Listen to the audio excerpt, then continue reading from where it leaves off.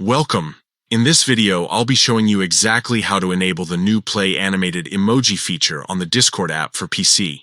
If you've noticed that your emojis aren't animating and you want them to move just like they should, the solution is quick and simple. Let's get started. First, open up the Discord app on your computer. Make sure you're signed into your account so that you can adjust your personal settings.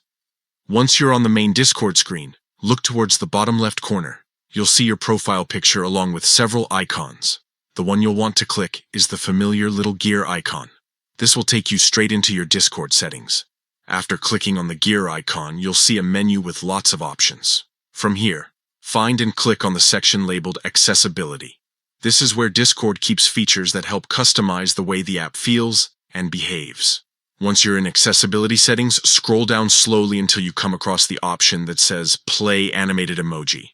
By default, this may be turned off, which means Discord will only show static emoji without any movement. But now, with the newest update, you can turn this on with a single toggle.